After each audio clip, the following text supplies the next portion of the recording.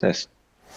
Po e nisim në fakt me takimin në Zyrën Ovale në Shtëpinë e Bardhë dhe më pas me darkën gala, siç e pam edhe nga mediat, të princit kurorës Arabi Saudite Mohammed bin Salman me presidentin Trump. Një takim i komentuar gjërësisht, në fakt një takim i cili ka vendosur edhe, po themi, disa investime të ardhshme të Arabi Saudite në Shtetet e Bashkuara të Amerikës, por më tepër se kaq, për lindjen e mesme, çfarë na thot ky takim? Si e ke parë dhe si e ke analizuar ti?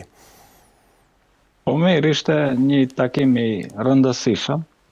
Tani kjo është vizita e dytë e princit të kurorës në Shtëpinë e Bardhë, përderisa është presidenti Trump. Gjatë periudhës së presidentit Biden, marrëdhëniet nuk ishin të mira me princin e kurorës. Dhe arsyeja ishte vrasja një gazetari të Washington Post që ndodhi në ambasadën e Arabisë Saudite në Stamboll. Dhe u ngrin marrëdhëniet në atë kohë, mirë po me të ardhur Trumpi, marrëdhëniet e Arabisë Saudite janë duke vazhduar marrëdhëniet shumë të mira dhe mund të bëjmë një krahasim që para një jave edhe diskutuam ne, ishte në vizitë në Shtëpinë e Bardhë kryetari i Sirisë, mirë po ai nuk u prit sipas protokollit, flamuri i Sirisë nuk u vendos në Shtëpinë e Bardhë dhe nuk u ulën në zyrën e Trumpit dhe kjo nuk ndodhi me princin e kurorës, pra u respektua sikur me qenë kryetar shteti, edhe pse nuk është mbreti i Arabisë Saudite, po ne e dim që de facto ai është mbreti i Arabisë Saudite, për shkak se babai i tij ka vite të tëra që nuk shfaqet askund dhe ka spekulime dhe dyshime se ndoshta edhe nuk është gjallë, që mund edhe të jetë rasti. Pse është ky rasti? Për arsye se ky princi i kurorës e theu rregullun e mbretërisë Arabisë Saudite, që kurora shkonte, kur vdes një vlla, shkonte vllau tjetër, mirë po mbreti Selman Ibn Abdulaziz, në vend që t'ja jap kurorën vëllaut të tij, ai ja dha djalit të tij, dhe përderisa ende ka disa vëllezër të babës së princit të kurorës gjallë, ai frigohet që nëse shpall vdekjen e babas së tij, mund të ketë trazira se kush do të vazhdoj të bëhet mbreti i Arabisë Saudite. Besoj kjo është një krizë e Arabisë Saudite dhe ne si komentator apo si bashkëgues nuk është se i dim të gjithë rrethanat e politikës së brendshme të Arabisë Saudite. Mirë po Amerikës i konvenon ky princi i kurorës dhe do të hap disa arsye se pse është kjo. Për shkak se para se të bëhet ai princi i kurorës ishte ministri i punëve ministri i mbrojtjes, dhe në kohën e tij ai shpalli luftë Jemenit. Kjo ka më shumë se 10 vite. Dhe ajo luftë filloi, kuptohet, me mbështetje të perëndimit, dhe arsyeja ishte se në Yemen e merrte qeverinë një forcë që sot njihen si Huthit dhe të cilat ishin të afërt me politikën e Iranit. Dhe për të dobësuar ndikimin e Iranit në lindjen e mesme, atëherës shumë entuziast ky princi i kurorës dhe i ri dhe pa përvojë e filloi atë luftë, mirë po nuk pati asnjë sukses. Suksesi vetëm ishte që jemenasit hynë në një mjerim dhe një luftë qytetare, dhe që sot janë populli ndoshta më i varfër i botës dhe vuajnë shumë për shkak të sanksioneve të ndryshme. Mirë po Trumpi i pranon këta dhe po ashtu ishte edhe në Arabinë Saudite. Na kujtohet, e kemi komentuar atë, ishte në Katar, ishte në Emiratet e Bashkuara Arabe, dhe të gjithë ata i premtuan se do të investojnë $600 miliard, arriti deri 1 miliard në Katar, besoj që në Dubai i premtuan $1.3 trilion, pra çdo shtet që e vizitonte, ata e rritnin sumën e parave që do investonin në SBA, para këta që i duhen shumë ekonomistë amerikane, për shkak se dhe Amerika është në një krizë ekonomike. Dhe në këtë takim ai erdhi me premtimin për $600 miliard investime, mirë po Trumpi tha jo rrite deri në 1 trilion dhe ashtu u pajtuan. Dhe si do të harxhohen ato para? Ata para më shumë do të harxhohen duke bler armatime. Pra ata ju premtuan se do të mund t'i blejnë aeroplanet F-35 dhe kuptohet që do duhet shumë para të investojnë, për shkak se kjo është projekt që mund zgjasë deri në 10 vite, dhe është pikpyetje e madhe se a do të arrijë ndonjëherë të marrin ato aeroplan F-35, për shkak se në lindjen e mesme, sa e di unë vetëm i ka Izraeli ato, do shta edhe Dubai kanë disa aeroplan, mirë po pa konsensin e Izraelit, ata aeroplan nuk mund t'i marrë Arabia Saudite, edhe nëse i merr ato aeroplan, kuptohet që do t'jenë të kufizuar si mund t'i përdorin ata, do shta pilotët do t'jenë vetë Amerikan, apo të ushtruar njerëz të besueshëm të Arabisë Saudite në Amerikë, dhe kuptohet që ato do të mund t'i përdorin nëse vinë në një rast lufte me Iranin, apo Izraeli dhe Amerika nëse bashkërisht e sulmojnë Iranin. Arabia Saudite mbas gjitha gjasave, sipas kësaj situate që është sot, do të mbaj anën e perëndimit. Dhe këto janë çështje kuptohet që diskutohen aty. Mandej para të tjera do të investojnë në Silicon Valley, që është e njoftur në San Francisco në Amerikë, pra ku investohet në ulëmtime për teknologji, dhe kuptohet në Wall Street, në bursën amerikane, pra do të blejnë shumë akciza apo aksione financiare dhe do të investojnë në ekonominë amerikane, dhe kuptohet që të gjithë këta para do të shkojnë te sipërmarrësit amerikan, që të cilët shumica të cilëve janë qifut, dhe që me ata para do të forcojnë lobin jahudi në Amerikan, që mandej lobi Amerikan në Amerikë të ketë më shumë pare të investoj në politikanët Amerikan, dhe kështu që të mbajnë peng politikën, sidomos të jashtme të Amerikës, për interesat e vetë Izraelit dhe cionizmit.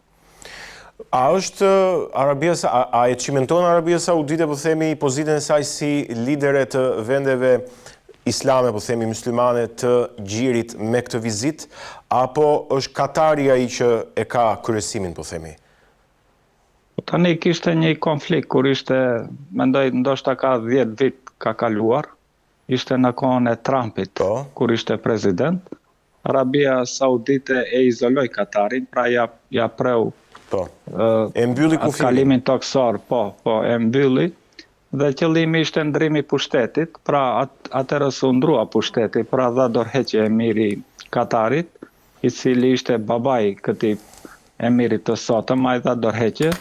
Konflikti lindi për shkak, sidomos pas revolucionit në Egjipt, për shkak se Katari e përkrahte presidentin Mursin dhe vllazërinë muslimane, dhe po ashtu kishte edhe në konflikt në Libi, për shkak pas rrëzimit të pushtetit të Gaddafit, filluan disa çrregullime apo konkurrencë mes Arabisë Saudite dhe Katarit, dhe ky princi kurorës i Arabisë Saudite mendoj se do ta ketë lehtë që ta detyroj Katarin ta ndroj politikën, dhe një ndër arsyet ishte edhe televizioni Al Jazeera, të cilët bonin edhe kritik për pushtetin e Arabisë Saudite.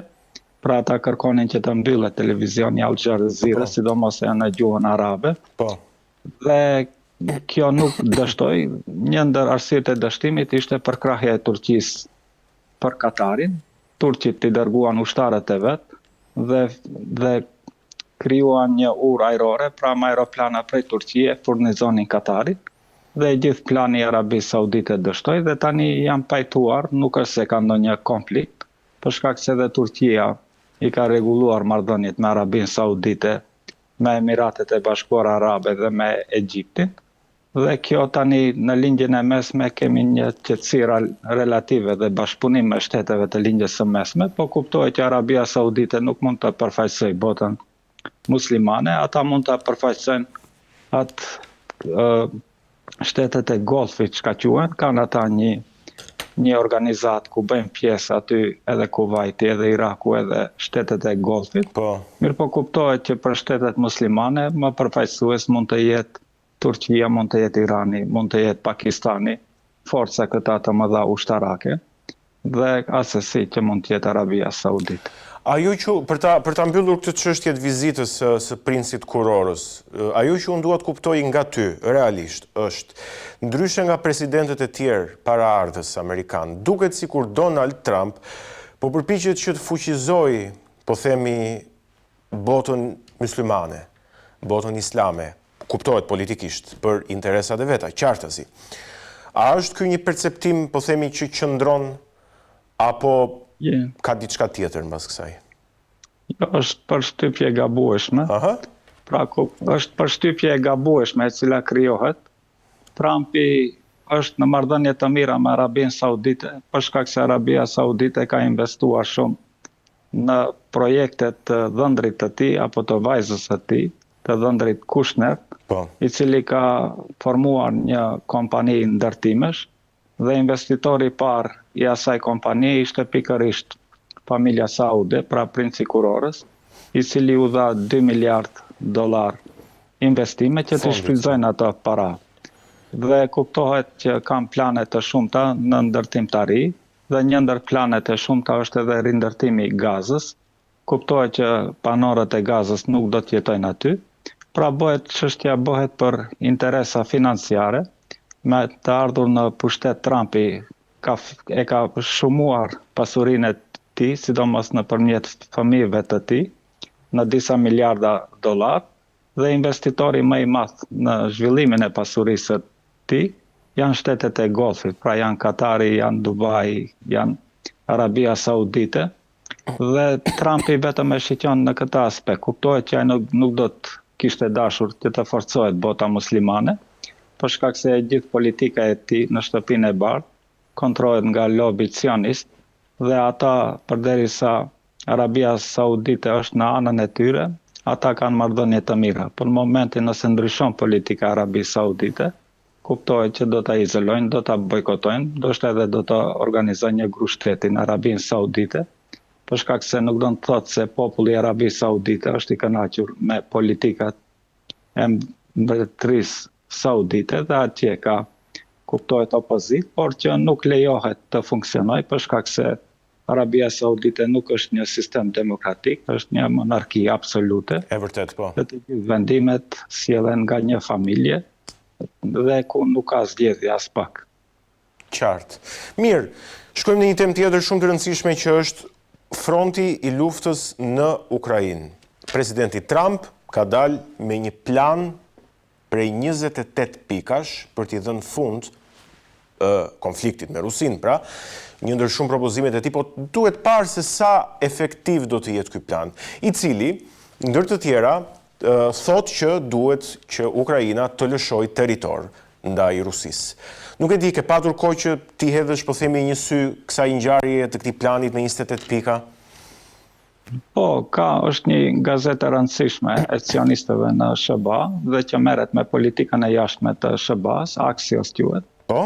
Dhe ata Axios, po e njoh, i referohem edhe unë herë pas here, po. Që bëhet fjalë për një plan të ri dhe që Trumpi në një farë mënyre i kanë dërguar edhe si lloj ultimatumi Zelenskit që të pranoj planin e ri, që nënkupton plotësimin e kushteve të Rusisë, dhe që për këtë qëllim besoj që sot është në Turqi, në Stamboll është Zelenski, ndoshta do të takohet edhe me kryetarin Erdogan, dhe që do të deshin që të vazhdojnë bisedimet aty ku mbetën në Stamboll, për shkak se para 3 viteve gati se arritën një marrëveshje.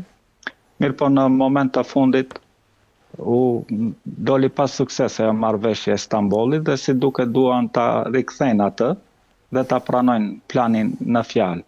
Kjo mund të ndodhë, mund edhe të ndodhë edhe mos të ndodhë. Dhe për shkak se kemi pas takime të shumta dhe pritshmëritë kanë qenë gjithmonë të mëdha se do të arrihet ndonjë faqe, po tani nga përvoja jemi bërë edhe ne skeptik. Tani ata territoret që duhet i dorëzoj Ukraina, gati se Rusia është duke i pushtuar apo duke i okupuar, dhe dim që në betejat, sidomos në Petrovsk, gati se është humbur qyteti i tyre, dhe ajo është bastioni më i madh në Republikën apo rajonin e Donetskit, për shkak se Luganski është okupuar i gjitha, Hersoni është po ashtu e okupuar, sidomos në një pjesë të lumit Dnjepër, dhe po ashtu Zaporizhja në një pjesë të madhe është e okupuar. Këta janë 4 teritoret plus plus Krimea, të cilët Rusia thot që duhet t'i takojnë Rusisë, dhe po deshi Zelenski apo nuk deshi, Rusia është duke i okupuar ato territore dhe prandaj beson perëndimi që tani është koha që edhe formalisht të pranohen ato si pjesë të Rusisë.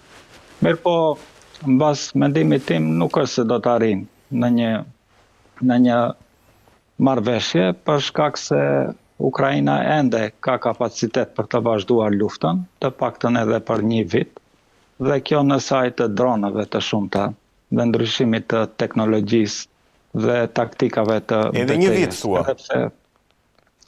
Po ka gjasat edhe atë kapacitet e kanë ukrainasit, për shkak se janë dëshmuar se janë luftëtar të cilët luftojnë deri në vdekje.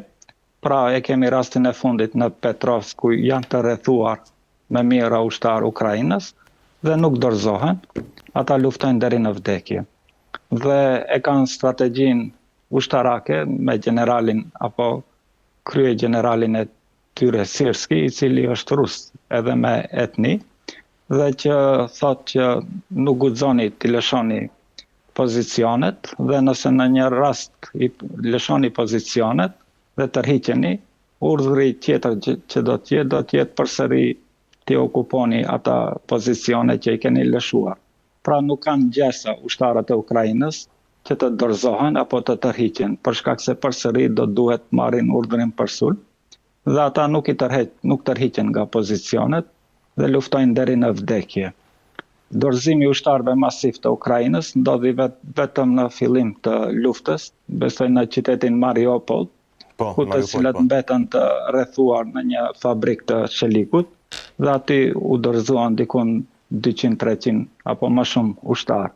Nuk kemi fotografi tjera të dorëzimit masiv të ushtarëve Ukrainës, maksimumi mund të jetë 20-25 në një grup që është dorëzuar, dhe kuptohet që Rusia do të kishte dashur të paktën në Petrovsk qindra ushtar Ukrainës apo mijëra ushtar Ukrainës të dorëzohen dhe ta përdor për propagandën, po kjo asesi që të ndodh, për shkak se ukrainasit është edhe unë e them është befasia e kësaj lufte, ushtarët Ukrainës, të cilët luftojnë deri në vdekje dhe duke pasur një ushtri me këtë moral, besoj unë që kanë ende kapacitete që të luftojnë dhe me teknologji e dronëve vetëm zhvillohet, çdo muaj dalin teknologji të reja dhe ndoshta edhe humbjet e ushtarëve rus janë të mëdha, prandaj edhe Rusia tenton që ta zgjidhë këtë çështje nëpërmjet bisedimeve dhe negociatave, për shkak se ka vështirë që ta okupoj.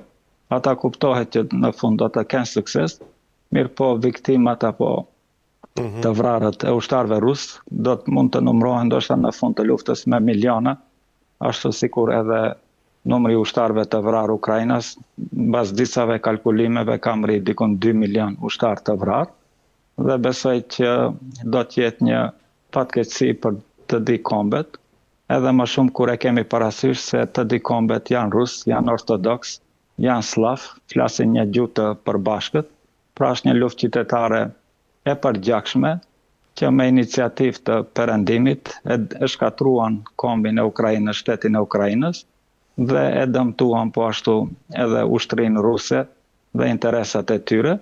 Mirë po kuptohet që në këtë luftë po ashtu është dëmtuar edhe interesat e NATO-s, për shkak se gjitha të armatimet të ushtrisë ukrainase që shkatrohen janë armatime të marrur nga perëndimi, dhe sot shiqojmë që nuk kanë më mjete për të mbrojtur, sidomos raketa kundërajrore, dhe Rusia i godet të gjithë qytetet e Ukrainës, për shkak se ukrainasit nuk kanë se si të mbrohen dhe gjithë infrastruktura e tyre është duke u shkatruar, sidomos infrastruktura e energjisë.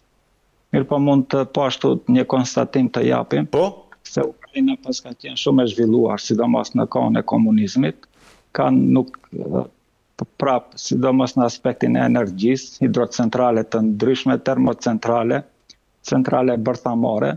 Pra ne nuk e kemi ditë si nga jashtë se Ukraina pas ka qenë aq shumë e zhvilluar, se 4 vite është duke u sulmuar Rusia me raketa dhe ende ata kanë rrymë, kanë energji.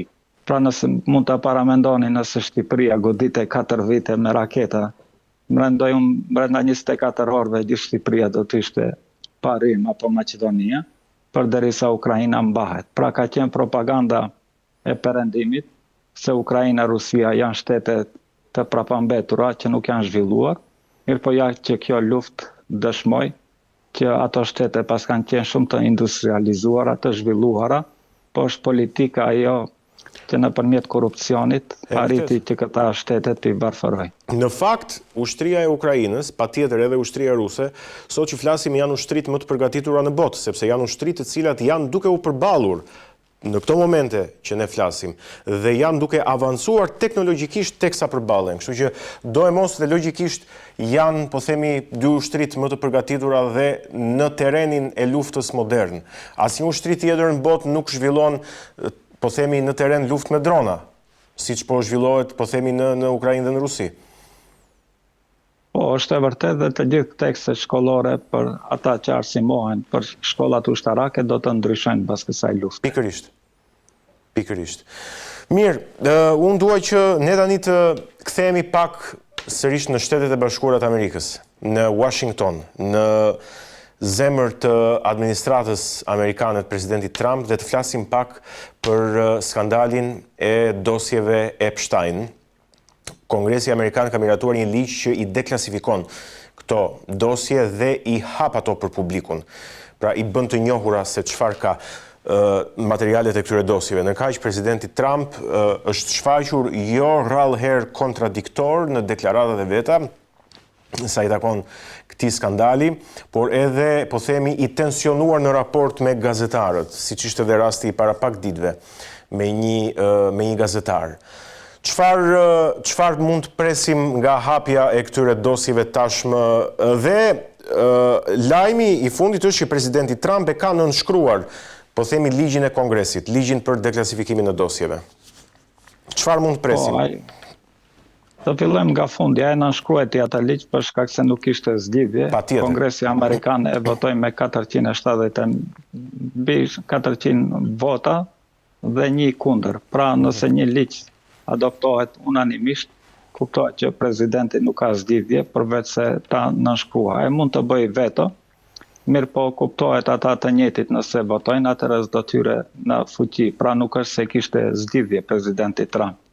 Presidenti Trump në gjithë këtë vit u përpoq që dosja Epstein mos të hapet dhe filloi që t'i dënoj edhe ata kongresmen republikan të cilët e filluan iniciativën që të hapen ato dosje, nga të cilat duhet të theksohet që merita kryesore është një Thomas Massie quhet, dhe i cili është i vetmi kongresmen amerikan, jo vetëm republikan, po amerikan, i cili nuk merr para nga lobi çifut i Amerikës. Pra është i vetmi dhe kuptohet e ka atë liri që të filloj një iniciativë të tillë. Të tjerit nuk e kanë atë liri për shkak se janë të sponsoruar nga lobi çifut dhe nuk guxojnë që të marrin iniciativa të tilla.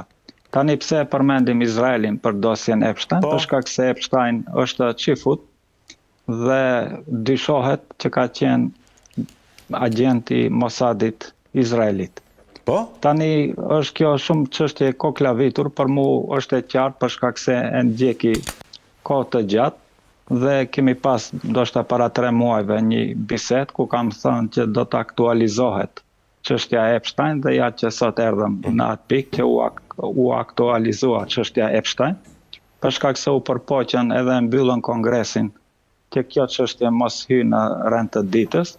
Mirë po ja që mbas pushimeve verore dhe pas një incidenti që ndodhi me vrasjen e një gazetari të njohur amerikan nëpërmjet një atentati dhe u tentua që të fillohet lufta në Venezuelë, pra gjithmonë përpiqet që të ketë tema të nxehta që mos të diskutohej për çështjen Epstein, po përsëri erdhi në rend të ditë.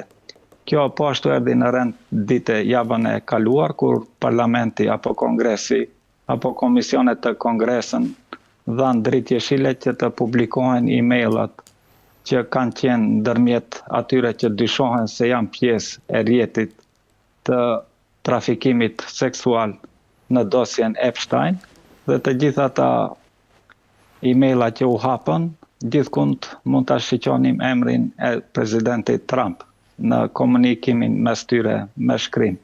Dhe pse përmendet presidenti Trump në ata emaila, është arsyeja se Epstein dhe Trump kanë qenë shok të ngushtë të paktën për 2 dekada.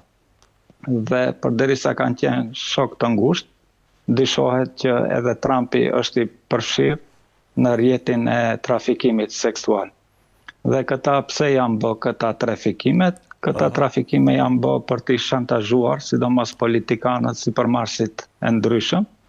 Dhe ky Epstein ka pasur një shtëpi të madhe në New York, po jo vetëm në New York, në New Mexico, në Florida, ka pasur disa shtëpi, dhe ku ka bërë parti të ndryshme dhe ku i ka ftuar politikanë të rëndësishëm, ndër të cilat edhe kryeministri i Izraelit Ehud Barak, dhe dyshohet që të gjitha ata takime, mbas atyre takimeve, janë bërë marrëdhënie seksuale, dhe të cilat Epstein i ka filmuar, fshehur azi, dhe mandej i ka shantazhuar, dhe ata incizime ja ka dërguar Mossadit, dhe Mossadi apo shteti Izraelit, politikanët i kanë shantazhuar që të veprojnë kështu apo ashtu, si kanë qenë interesat e tyre.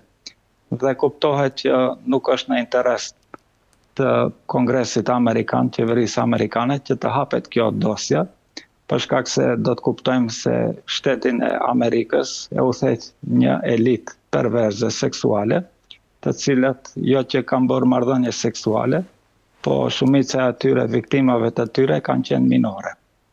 Dhe kjo kuptohet që do të bëjë. Pra jemi në rastin e pedofilisë. Po, pra dyshohet se të gjithë politikanët, përfshirë këtu edhe Bill Clinton, janë pedofil.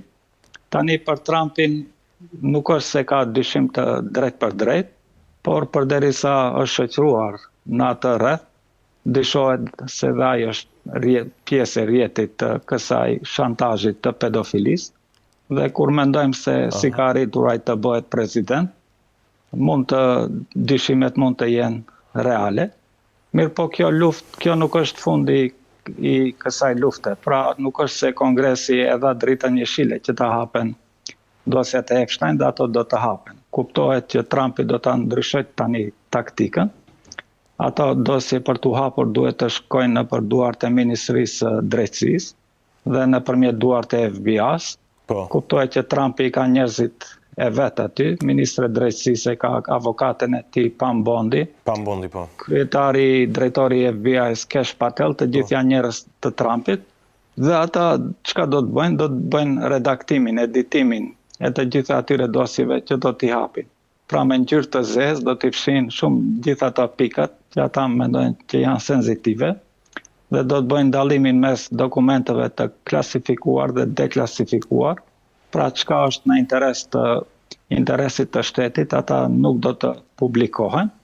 Mirë po edhe publikimi atyre pak dokumenteve që do të publikohen, kuptohet që do të ngjall interesin më të madh në publikun amerikan, dhe ata do të bëjnë shtypje që të publikohen të gjitha. Mirë po ky proces mund të zgjat deri në 1 dekadë, për shkak se në Amerikë politika funksionon shumë ngadalë, dhe ndoshta atëherë Trumpi nuk do të jetë gjallë, dhe do t'i kuptojmë të gjitha ato mbas vdekjes së tij, mbas vdekjes së Bill Clinton, mbas vdekjes së Trump, mbas vdekjes së Ehud Barak, kryeministrit të Izraelit.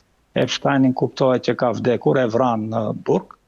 Edhe pse them se e vranë, edhe pse thuhet që është bërë vetvrasje, për shkak se autopsia që i është bërë në ditën kur është vrarë, pra nuk ka shkruar se është vetvrasje, dhe vëllau i Epstein ka bërë një investigim privat me mjek të tjerë, të cilët e kanë bërë, si quhet kjo, pra trupin e tij, se është vrarë apo nuk është, a është vetvrasje, dhe si përfundim është vrasje.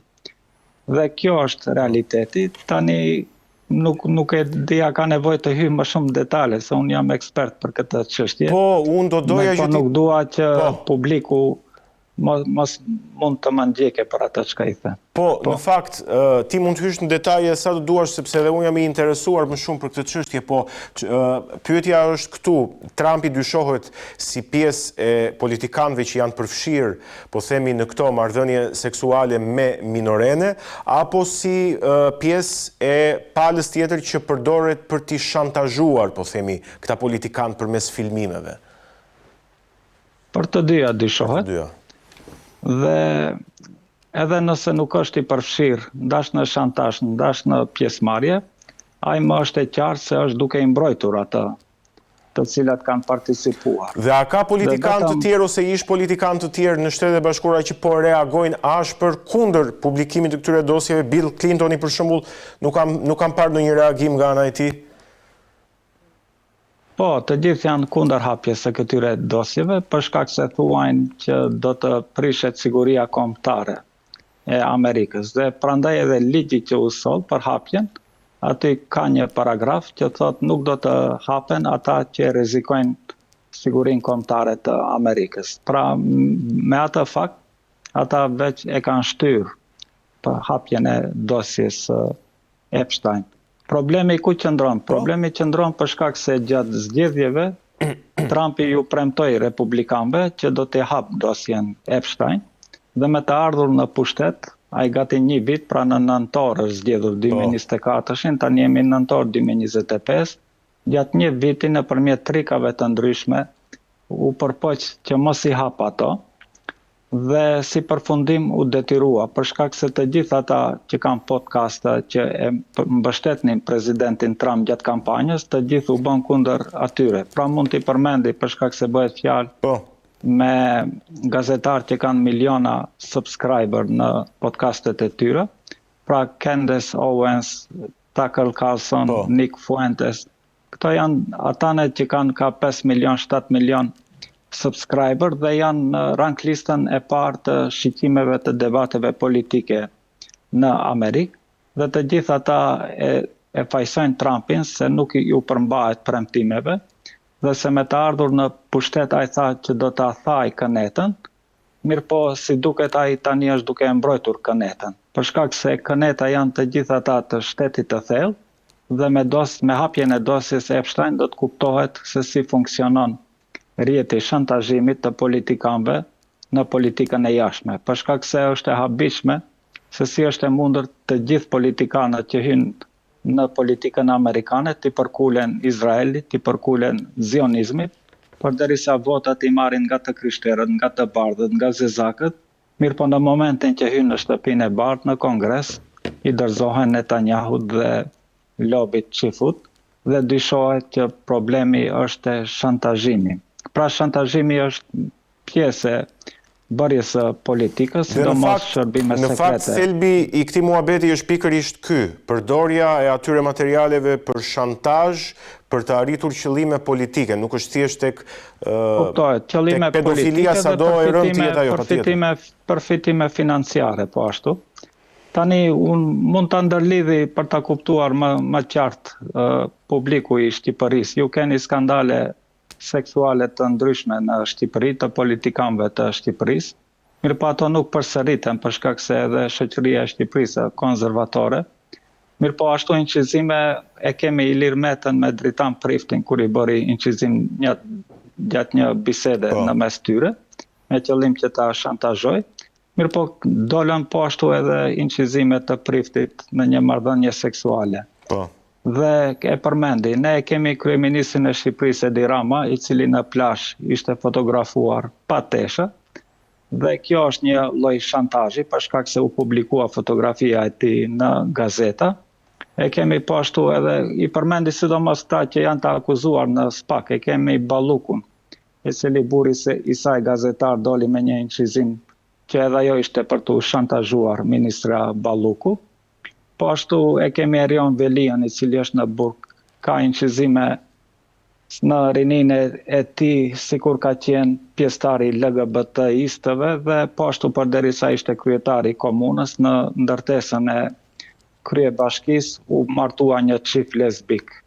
Pra është çështje që ata në momentin kur e marrin pushtetin shantazhohen për shkak se kanë incizime të ndryshme që një shoqëri konservatore do t'i refuzonte dhe do të dëmtohej karriera e tyre politike, përveç atyre shantazheve të vjedhjeve, korrupsioneve, rishpeteve të ndryshme, ata janë çështje tjetër. Mirë po të gjithë këta shkojnë bashkë dhe shërbimet sekrete i shfrytëzojnë këta që politikanët shqiptar të mbohen pjesë e politikës së cionizmit dhe ja e shiqojmë që e gjithë politika e Shqipërisë dhe politikanët e Shqipërisë sot e mbajnë anën e cionizmit dhe kuptohet ashtu sikur që hapet dosje Epstein në SBA, duhet të hapet një dosje për Shqipërinë dhe të pastrohet politika shqiptare nga ata të cilët mund të shantazhohen lehtë për shkak të jetës së tyre, qartë, që është e ndryshme nga një shoqëri konservative.